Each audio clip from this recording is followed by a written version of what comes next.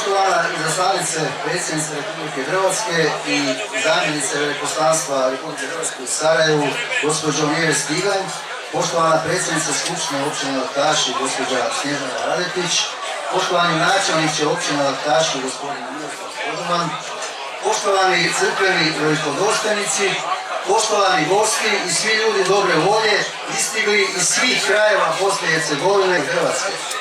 Pozdravljam sve okupljene danas ovdje u vašem starom kraju, na ognjištima vaših otaca i njedljima Banja Lučke biskupske zajednice. Hvala Isus i Marija i dobar dan svima.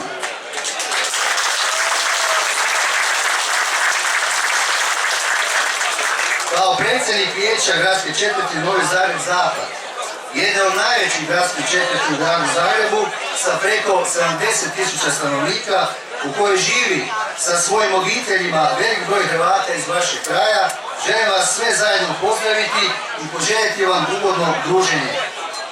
Posebno pozdravljam i zahvaljujem na pozivu u toplom dočeku našem domaćinu Ivici Matoševiću, Postavljaku i Zagrepčancu, koji vas tradicionalno svake godine okupi u starom kraju. Hvala ti Ivice na tome i molim jedan pljesak za našeg Ivicu.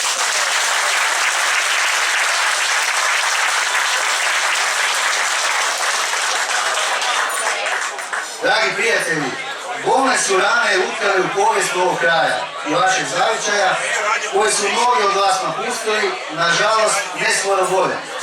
Bili su to zacijelo vaši najteži životni trenuci, koji se mnogi od vas pravom ne žele ni prisjećati.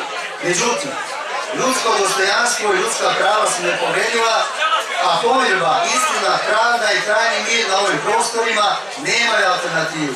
Dodam i tome istinski pruženu ruku prijateljstva, koja jamči suživot i toleranciju, te oprost kao jedno od najvećih vrednota kršćanskog nauka, onda i povratak na vaše stoljetna ognjišta neće biti upitan, a vaše sadašnje i buduća okupljanja bit će ugrižena zajedništvom, ponosom i poticajem za povratkom u stari kraj koji s vama i bez vas nije i ne može biti isti. Zašto to govorim? Naime, za političare se kaže kako uvijek puno govore, a malo rade. Dragi prijatelji, želim na ovom mjestu pred vama, ovdje okupljenima, iskreno reći da ne želimo na vašem povratku raditi u nekom neodređenom budućem vremenu. Koliko je to god izazovno i zahtjevno, držim kako je pravo vrijeme za to upravo sada, danas i ovdje. Nadam se da to shvaća vaša matična država, to mora shvatiti Vlada Republike Hrvatske, jer povratnike ne zanima politika, nego opstojnost i perspektiva života i suživota na svojoj rodnoj grudi. Nadam se da volja i želja za suradnju postoji s obje strane, te da je prošlo dovoljno vremena da neke otvorene rane zacijele. Ono što svakako očekujem od buduće Vlade Republike Hrvatske nakon parlamentarnih izbora je da se konačno formira Ministarstvo iseljeništva kao prvi korak u konkretnom rješavanju ovih i sličnih problema. Samostalna, kvalitetna i uspješna suradnja i dijalog između država i naroda daje svima nama šansu za perspektivom na ovim prostorima, a Hrvatima siguran povratak na svoje ognjište. Dragi prijatelji, neka ovo okupljanje bude skroman doprinos i početak jednog novog zajedničkog pristupa rješavanju naših zajedničkih problema na dobrobit našeg naroda i na ponos naše države. U razgovoru sa mojim sugrađanima saznao sam da lokalna vlast u ovom kraju puno radi na razvoju komunalne infrastrukture, što predstavlja jedan od osnovnih uvjeta za povratak.